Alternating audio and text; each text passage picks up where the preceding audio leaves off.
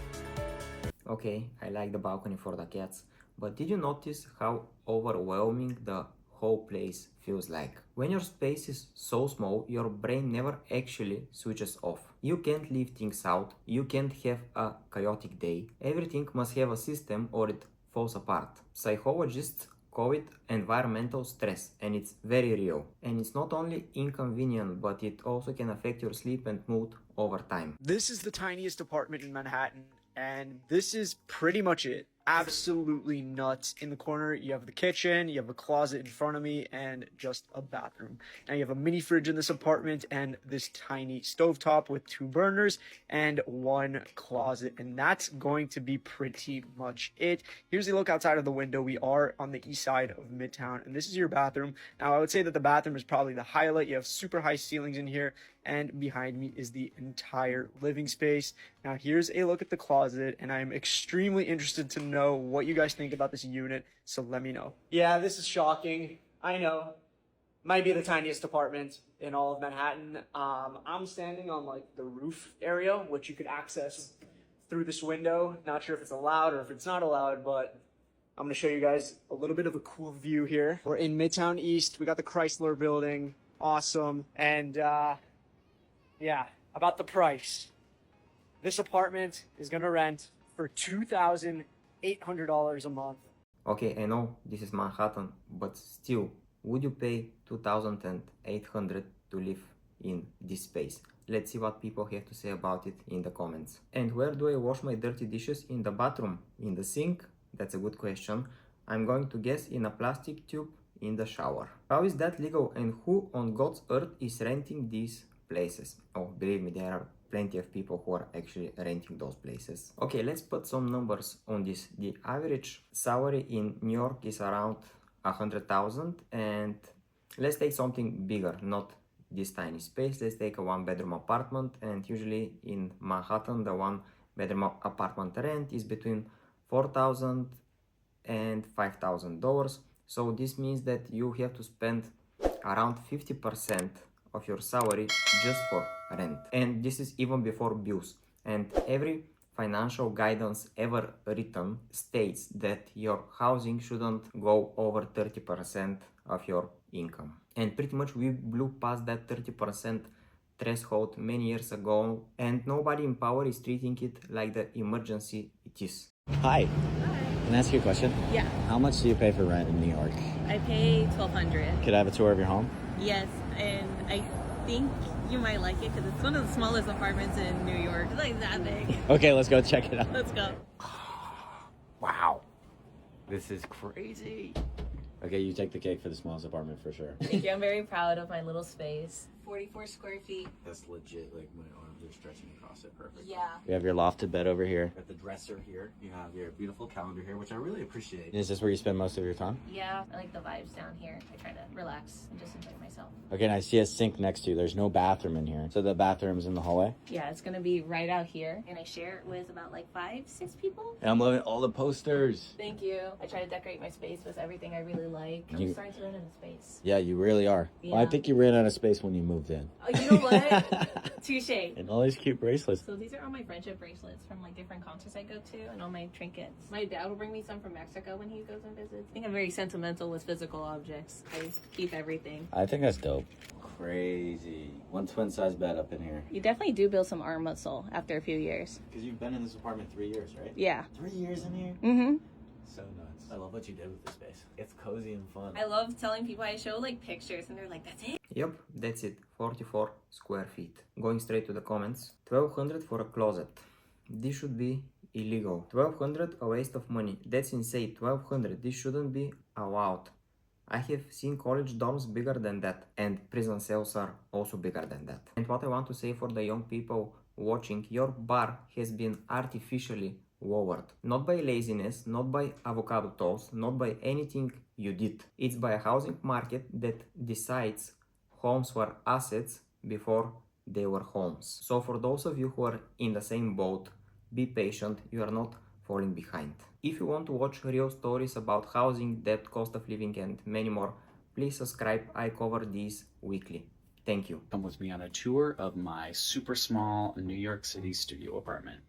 Coming into the apartment, this is my super small entryway. So the vibe I was going for is kind of like boutique luxury hotel vibes.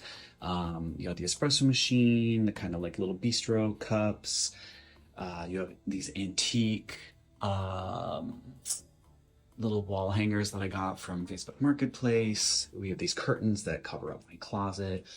All of this was from Facebook Marketplace, these tie backs, the curtain rod, everything. It's just like a classic sliding closet doors. You'll notice the hooks because my cat has figured out how to open the doors. But yeah, basically I love like an eclectic bohemian maximalist kind of vibe, and you will definitely get that vibe throughout the rest of the apartment. So coming in from the entryway, you then make your way into the little kitchen. Keep in mind, there's still so much I want to do for this apartment. Like, it's in a good spot now, but there are so many things that I still need to do to like upgrade the space. So gallery wall is going to continue in here. I'm going to fill up every inch up here with like more stuff. I want to put in like an antique, one of those old iron kind of like pots and pans hanging rods, so I can get all my pots and pans out of storage out of here, put them in there. That is an urn that I love to do like little floral sculptures with.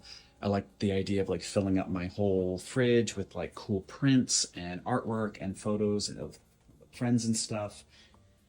I love a layered rug. I love different colored rugs, so I'm probably gonna layer more rugs over here. This is Bentley, by the way. So the bed frame was made custom, but the little canopy I made myself. This is an old school replica Victorian curtain rod, and then I sourced this fabric from Facebook Marketplace. It's upholstery, like a vintage upholstery fabric. So I just used that, cut it down, and then made the little canopy. Those are 2 prints from a magazine that I used to work for. I got them framed. Gallery wall continues over here. This is a shelf that I got for him. He loves climbing up there. To make it easier, I bought this peel and stick carpet from Amazon. So you can kind of just like attach it to the sides of this. And I don't know, I think it kind of looks like a little aesthetic. It kind of blends with like the browns of the thing. It makes it a lot easier for Bentley to like climb up there.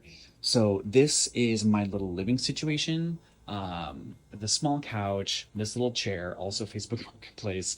I love like the kind of like layered rugs and the little circular coffee table. Yeah, I painted the walls super bright green. I love green and I love a color that's like high energy. I'm very high energy and I get really depressed during the winters. So it's nice to have a little bit of extra green to kind of pull in all of the greens from outside, which you can't see right now because it's nighttime. But yeah, this is my little desk area. Again, I like a little bit of clutter. I like it to feel lived in. I like books. I like cool fabrics, cool magazines. I work in the media industry, so I just get tons of like magazines and books, and I don't know, I think it creates a really homey kind of cozy vibe. Okay, I love this space. It's different, it has a vibe, and it definitely feels like home. And also, the cat is having pretty much everything it needs. How much do you have to pay for that space? It's adorable. And the creator replied, about 2,000 per month. New York City will humble you. I have lived here for 9 years and it finds a new creative way to humble me pretty much weekly at this point. I didn't mean you personally. I came from a town where houses are big and yards are big too. When I stayed in New York City, I had to change my mentality about space. I should have qualified my statement. By the way, your apartment is beautiful and cozy. I think this is the best utilization of a studio apartment space I have ever seen. I don't mean to criticize you because I absolutely love your style. You have amazing taste and I could happily live there. But can I ask why is the bed in the middle of the room and not at the end? I believe the reason is that pretty much when the bed is in the middle, you can walk both sides and it creates like a natural path for you when you walk around the space. I live with my boyfriend in a 350 square foot apartment in New York City, and today I'm going to be telling you the real pros and cons. First pro, which a lot of people told me was not a pro, is that we do actually have a view. A lot of apartments in New York City will have a view of a brick wall, and to me, this is a whole lot better than that. Because we live in such a small space, we really don't have much room for nonsense. A lot of the stuff that we keep is useful. We do a pretty good job at keeping only what we need and getting rid of the rest. One of the cons is that we don't have an in-unit washer and dryer. We only have this storage for our hamper, so every Monday we have to bring it to a laundromat, and it's about $50 a week to get it done. Another con is that we don't have a dishwasher, so we have to hand wash our dishes. One con is that we only have one window in the bedroom, but I will say it transmits a lot of light during the day. Our window takes up pretty much the entire wall. It peers through these holes on the top. Another con, it's a 3-story walk up, so every time we come home, we're going up 3 flights of stairs. To be fair, that's pretty normal in New York, but it still humbles you every single time. The biggest pro and the reason why we chose this apartment is the location. There are so many coffee shops, bars, and restaurants right around us. It just feels very homey, which is rare for New York. And we're right by Elizabeth Street Garden, which is one of my favorite spots to go to. Considering the average 1-bedroom in Nolita is priced at $5,500 and we pay $3,150, do you think this is worth it? So, do you think this is worth it? The main issue with small spaces is that usually it's very hard, to fit a washing machine or a dryer because, for example, they are paying $200 per month for their laundry. Let's see what people have to say about it. 3,900 square feet in Florida for $2,700 per month mortgage. And the creator replied, definitely can get more in every other state for sure. I would rather be in your apartment in New York City than Florida every day of the week. I don't understand the comparing. It's completely different lifestyles. I agree with the last comment. New York City apartments really force you to only keep the stuff you need. And the creator replied, seriously, and the storage unit companies profit entirely. No room for nonsense. None at all. The prices are crazy. It's actually insane, but you are paying for the New York City experience, I guess. In the next clip, we will see how people are compressing their space in order to build financial stability. Well, see, this is why you can't have boys up here, because it's just too hard. It's so cozy, yeah. And this is a twin bed? Full, twin, something like that. Because then you have the shelving area here, like computer, books, all that. Sometimes I'll even work up here if I'm really tired. Should we talk about the water leaking? The ceiling literally was caving in up here. Oh, wow. And I don't know, I guess just so much rain. So I had to call the maintenance guy, and I actually used tape all night, and I taped this little hole right here. And I woke up because water was dripping on me. You were saying you lived in a high-rise before, right? Luxury high-rise, yeah. And you downsized to this. Yeah. What was the main point behind that? I just felt stuck at my apartment. I had a gym there, I had everything there, and it was so expensive to the point where I didn't have a lot of extra free money to just go and do whatever, and I wanted to invest more, and you feel obligated to be there all the time. You feel obligated to show everyone what you have, which is awesome, but why the need? $650 per month times 12.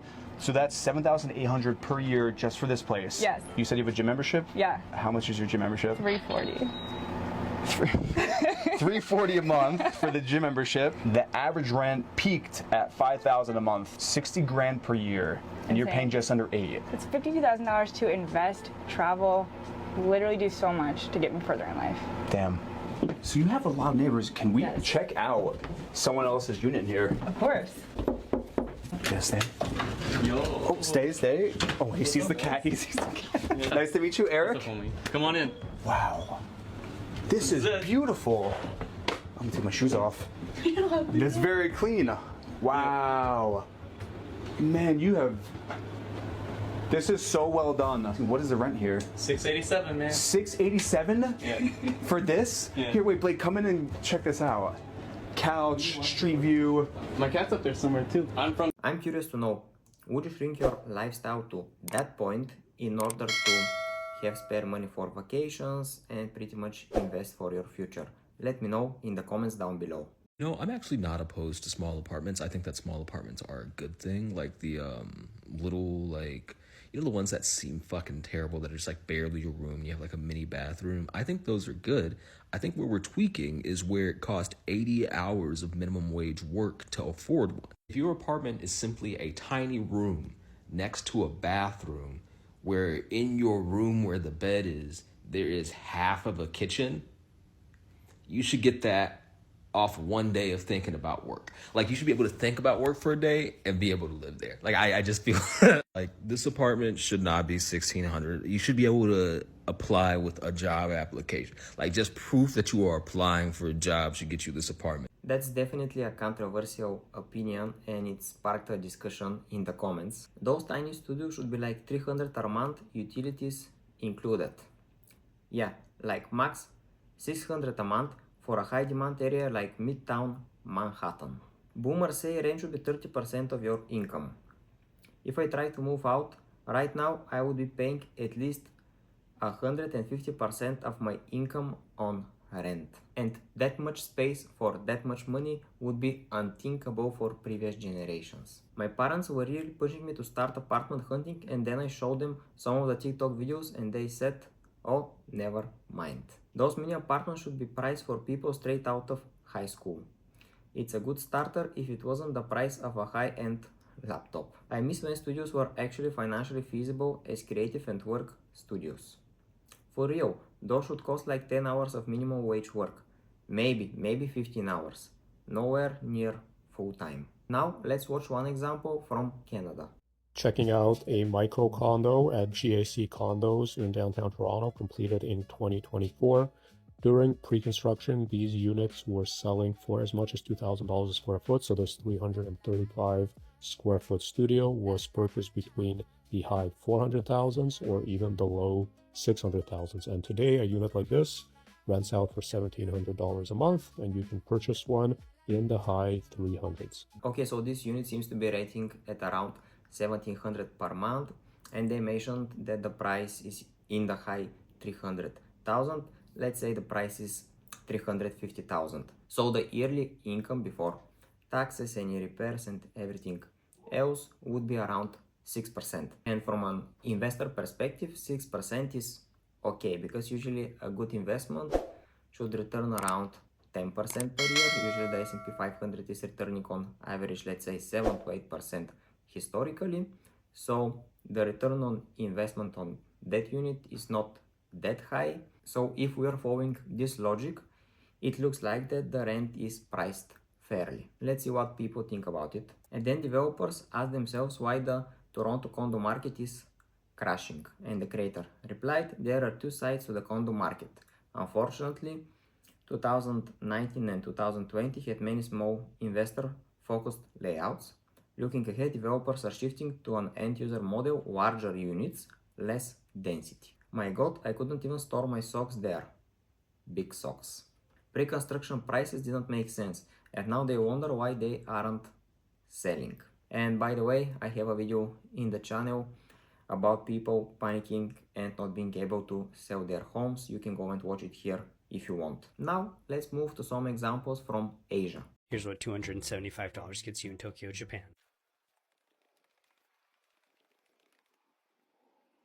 This unit is just 7 square meters, which is 75 square feet. This is the second unit in this building, and it is definitely an improvement over the first one we looked at. Even in the tiny space, we have a burner back there, and because we're on the 3rd floor, we actually have light coming in. Here is our shower toilet combo. This unit will cost you the monthly rent of 44,000 yen. No key money, no security deposit. You are about a 5-minute walk away to the train station. Also, thank you everyone who's bought me a coffee recently. So this apartment is limited to a single person living here, and I can understand why. Overall, it's pretty clean in here. There is no mustiness. It's definitely been updated a little bit, you can tell with the floor. The other one was a bit worn and there was a bit of a smell, but this is much better. The other one was on the 1st level, so we were leveled with the ground. Here we have some sort of view. Definitely livable. What do you think? Would you live here? Going straight to the comments. To be honest, if I was broke working part-time, that would be more than enough. It's got space to sleep, shower and make something basic for food, and that's enough. Honestly, not horrible. I would probably endure it if I was a student. Okay, let's say you're a student or you're working part-time and this is fine for you, but I believe this is the reality for many working full-time adults in 2026, and I'm not sure if this is a lifestyle choice or just a survival adaptation. That's like an airplane bathroom, way too small. Workers' apartment made for sleep and bare essentials and cheap. I pay 4 times this in the US for 8 square meters. You know what? You get the same in New York City for 900. It's not the worst. In LA, that would be 1500 per month. Guys, let me know in the comments how much do you pay per rent currently. Welcome to my very humble abode. I lived in this apartment for like 4 or 5 years, and I'm really proud of myself for being able to take over the key money deposit and have my own space, although it was really, really small. So that's why I say this is my micro apartment. A lot of places in Seoul are tiny, are very small, and not really. If you go apartment hunting in Korea, you'll see that a lot of the apartments are made very kind of makeshift. There's a lot of things that are not real, like maybe not real floors, not real cabinets, the bathrooms are strange. There's just a whole lot of makeshiftery going on, especially in apartments in Seoul, especially in the middle of Seoul, like in the most populated or popular areas in Seoul. I used to live near Songsu, which is a really popular area, but also near like student housing and stuff like that. So that's why I was able to find a cheap place. The deposit for this place was 5 million won, and then the rent used to be like 450, but it increased over the years. And so eventually my last rent cost was 550. Little small, little rundown, but in a great location. So I made the best of it, and I'm really happy to say this was my first apartment. So her current rent is 5.5 million, which is around $370. She mentioned the location is good and also the place looked clean and cozy. She mentioned that a lot of things are looking like makeshiftery and like there are no real cabinets, no real floors. So if we're talking about quality, I have a video on the channel about the quality of the new builds in the United States. You can go and watch it here if you want. With the last clip for today, I want to humble us. We are not doing as bad as we think. There are people in Hong Kong who are living in 1.5 square meters coffin homes. Pretty much this is the size of a bed. No space to stand, stretch or breathe properly. High rent, poor ventilation, extreme heat. And this is the harsh reality of a long-standing housing crisis in Hong Kong. These are the smallest apartments in the world. In Hong Kong, thousands of people live in spaces barely larger than a coffin, just 1.5 square meters. That's roughly the size of a single bed. Inside these apartments, you can't stand up straight. You can't stretch your arms. Some are so narrow that they're smaller than the width of an average person's shoulders. Despite this, these coffin homes serve as living room, kitchen, and bedroom, all in one tiny space. Hong Kong has been dealing with an extreme housing crisis for over 14 years, and this is the reality for many residents. In some buildings, every floor has 20 to 30 of these coffin-sized units stacked together. The ventilation is almost non-existent. The air quality is terrible. and the summer heat makes it nearly unbearable. People hang their clothes on hooks along the walls. A small shelf near the head serves as storage. The door area is packed with electronics and cables. Some residents have even found dead neighbors days after they passed away, simply because the doors were closed, and no one noticed until the smell became unbearable. Some people are living here for like more than 10 years, and the most disturbing part, they pay high rents for this coffin homes. 11 videos, 11 different people, different cities, different ages, but the same story underneath all of them. And I firmly believe that we're not a generation with unrealistic expectations. We're people who are handed a set of bad circumstances. And I think the first step genuinely is just calling it what it is. Not a personal problem, but a structural one. The good thing is that structures can be changed. So that's all I've got for today for you guys. If you found this episode useful, please leave it a like and subscribe for more. I would love to hear your thoughts. Let me know in the comments down below. The algorithm think you like this video as well. See you in the next one.